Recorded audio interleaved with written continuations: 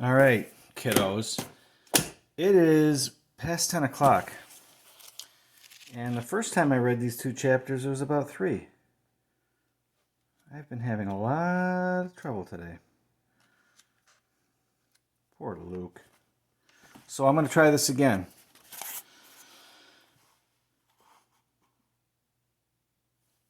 Let's see here. That's pretty good. Chapter 6. The tax bill arrived 2 weeks later, the day that Dad, Matthew, and Mark loaded the hogs onto the livestock trailer and then took them all away. Most were going to the slaughterhouse. I read that. I'm doing 7 and 8, I think.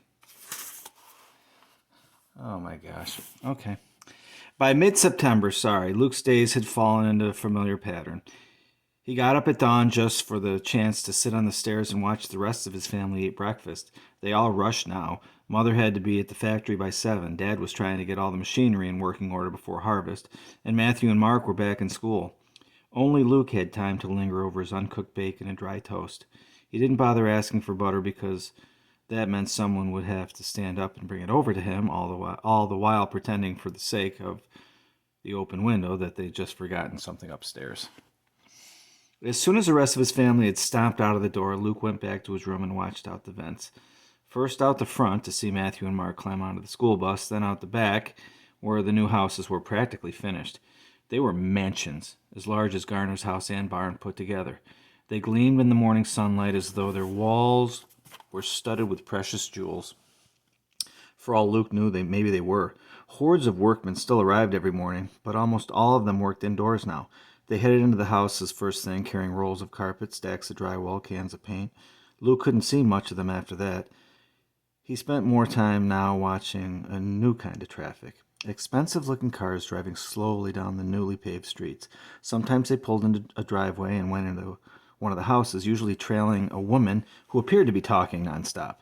It had taken Luke a while to figure it out.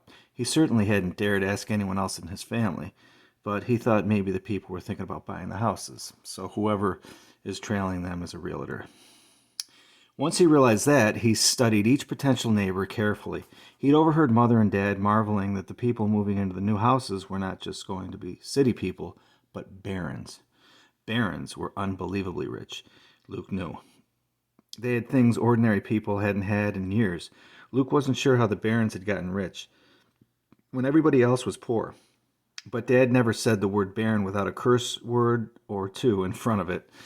The people streaming through the houses did look different than anyone in Luke's family. They're mostly thin, beautiful women in form-fitting dresses, and heavy-set men in what Luke's dad and brothers called sissy clothes, shiny shoes and clean dressy pants and jackets. Come on.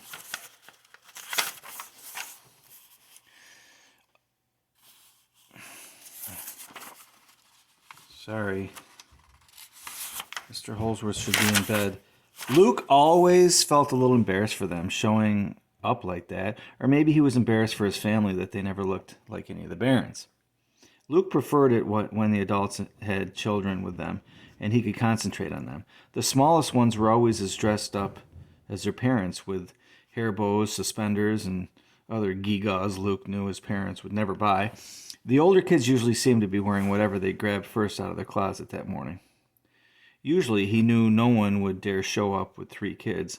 He always counted. 1, 2, 1, 1, 2. What if a family with just 1 kid moved in behind them, and he sneaked into their house and pretended to be their second child? He could go to school, go to town, act like Matthew and Mark. What a joke, Luke living with barons. More likely he'd be shot for trespassing or turned in. When he began thinking things like that, he always jumped down from his perch by the vent and grabbed a book from one of the dusty stacks by the eaves. Mother had taught him to read and do math as much as she knew herself. "At least we have a few books for you," she often mumbled sadly, and as she left in the morning. He'd read all their books dozens of times, even ones with titles like Diseases of the Porcine Species and Common Grasses of Our Countryside. His favorites were the handful of adventure books, ones that let him pretend he was a knight fighting a dragon to rescue a kidnapped princess, or an explorer sailing in the high seas, holding tight to a mast while a hurricane raged about him. He liked to forget he was Luke Garner, 3rd child, hidden in the attic. Sometime around noon, he'd hear the door from the mudroom to the kitchen swing open, and he'd go down and eat at the same time as his dad. Without Mother there was no homemade pies now, no mashed potatoes, no roast that sent good smells throughout the house. Dad always made 4 sandwiches, checked to make sure no one could see him, then handed 2 of them to Luke in the stairwell. Dad never talked. He explained that he didn't want anyone overhearing him and wondering. But he did turn the radio on for the noon farm report, and there was usually a song or two after that before Dad silenced the radio and went outside to work again. When Dad left, Luke went back to his room to read or watch the houses again. At 6:30, Mother came home, and she always stopped in to say hi to Luke before rushing out to do a whole day's work in a few hours before bedtime. Usually Matthew or Mark came up to visit him too, but they could never stay long either. They had to help Dad before supper, then do homework afterwards. And they always had been the nicest to Luke outdoors before the woods came down. The 3 of them often had played kickball or football or spud in the backyard. After school and chores, Matthew and Mark always fought about who got to have Luke on his team, because even if Luke wasn't very good, 2 boys together could always beat the third. Now they played half-hearted games of cards or checkers with Luke, but Luke could tell they'd rather be outside. So would he. He tried not to think about it. The best part of the day came at the end when Mother tucked him in. She'd be relaxed then. She'd stay for an hour sometimes, asking him what he'd read that day or telling him stories about the factory. Then one night, when she was telling about how her plastic glove had gotten stuck in a chicken she'd degutted that day, Mother suddenly stopped in the middle of a sentence. "Mother," Luke said. She answered with a snore. She'd fallen asleep sitting up. Luke studied her face, seeing lines of fatigue that hadn't been there before, noticing that the hair around her face now held as much gray as brown. "Mother," he said again, gently shaking her arm. She jerked. "Oh, but I cleaned the chicken up." "Oh, sorry, Luke. You were tucking me. You need tucking in, don't you?" She fluffed his pillow, smoothed his sheet. Luke sat up. "That's okay, Mother. I'm getting too old for this." He swallowed a lump in his throat. "Anyway, I bet you weren't tucking Matthew or Mark in when they were 12. "No," she said quietly. "Then I don't need it either." "Okay," she said. She kissed his forehead anyhow. Then turned out the light. Luke turned his face to the wall until she left, because he was crying. I wonder, children, who the Barons are. These super rich. That's got me curious. When I write my responses, I think I'm going to write about that. Chapter 8.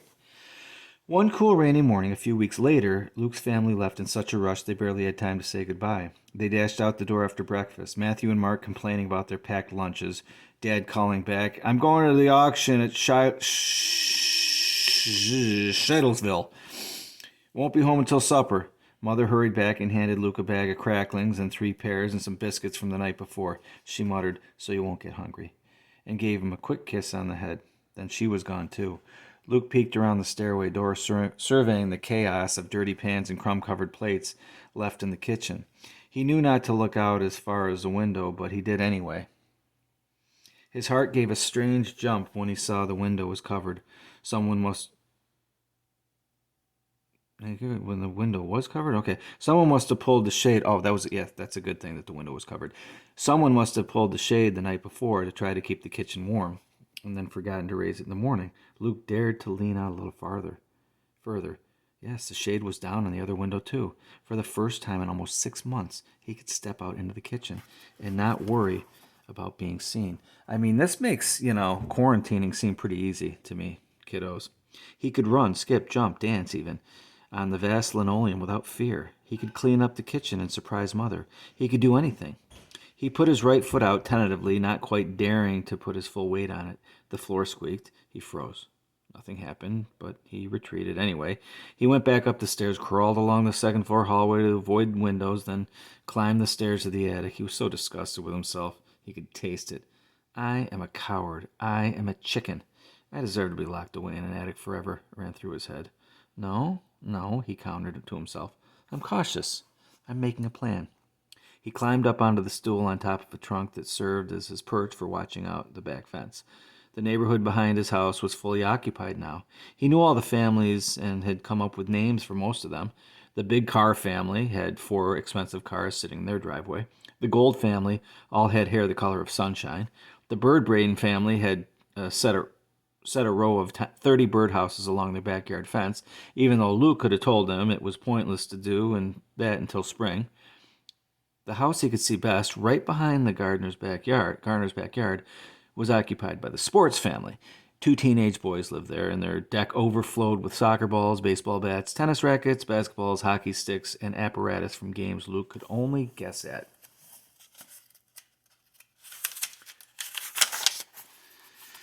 Today he wasn't interested in games. He was interested in seeing the families leave. He had noticed before that all the houses were empty by 9 in the morning, with kids off to school and grown-ups off to work. 3 or 4 of the women didn't seem to have jobs, but they left too, returning late in the afternoon with shopping bags. Today, he just had to make sure no one was staying home sick.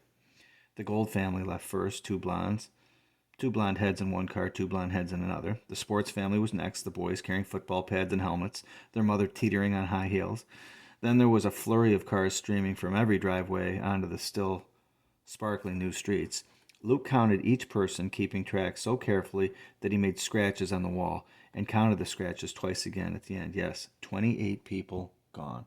He was safe. Luke scrambled down from his chair, his head spinning with plans. First, he'd clean up the kitchen, then he'd start some bread for supper. He'd never made bread before, but he'd watched Mother a million times. Then maybe he could pull the shades and the rest of the house and clean it thoroughly. He couldn't vacuum, that'd be too loud, but he could dust and scrub and polish. Mother would be so pleased. Then in the afternoon, before Matthew or Mark or the kids in the neighborhood got back, he could put something on for supper, maybe potato soup. Why, he could do this every day. He'd never considered housework or cooking particularly thrilling before. Matthew and Mark always scoffed that it was women's work.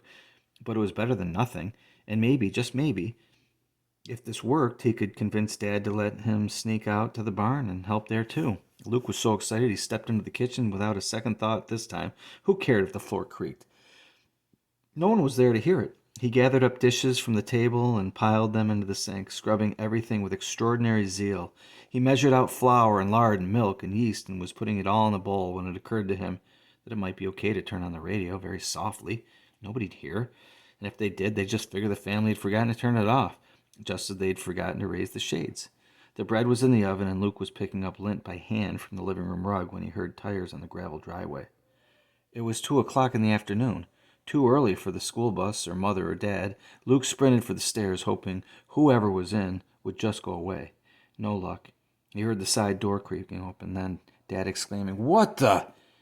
He was back early. That shouldn't matter, but hiding on the staircase, Luke suddenly felt like the radio was as loud as an entire orchestra, like the smell of baking bread could fill 3 counties. "Luke!" Dad yelled. Luke heard his father's hand on the doorknob. He opened the door. "I was just trying to help," Luke blubbered. "I was safe. You'd left the shades down, so I thought it was okay, and I made sure everyone was gone from the neighborhood, and—" Dad glared. "You can't be sure," he snapped. "People like that, they get deliveries all the time. They get sick and come home from work. They have maids come during the day." Luke could have protested, "No, the maids never come before the kids get home from school," but he didn't want to give himself away any more than he already had. "The shades were down," he said. "I didn't turn on a single light. Even if there were 1,000 people back there, nobody would know I was here. Please, I've just got to do something. Look, I made bread and cleaned up, and what if a government inspector or someone had stopped by here?" "I would have hidden, like always." Dad was shaking his head. "And leave them smelling bread baking in an empty house? You don't seem to understand," he said. "You can't take any chances. You can't, because—" At that precise moment, the buzzer on the oven went off, sounding as loud as a siren. Dad gave Luke a dirty look and stalked over to the oven. He pulled out the 2 bread pans, tossed them on the stovetop. He flipped off the radio. "I don't want you in the kitchen again," he said. "You stay hidden. That's an order." He went out the door without looking back. Luke fled up the stairs. He wanted to stomp angrily, but he couldn't. No noise allowed. In his room, he hesitated, too upset to read, too restless to do anything else. He kept hearing, "You stay hidden. That's an order," echoing in his ears. But he'd been hidden. He'd been careful. To prove his point, to himself at least, he climbed back up on his perch by the back fence and looked out on the quiet neighborhood. All the driveways were empty. Nothing moved. Not even the flag on the Gold family's flagpole, or the spokes on the Bird Braid family's fake windmill. And then, out of the corner of his eye, Luke caught a glimpse of something behind one window of the Sports family's house. A face. A child's face. In a house where two boys already lived. Oh, my goodness. The things I have to write about in my responses right now. Holy cow. Bye.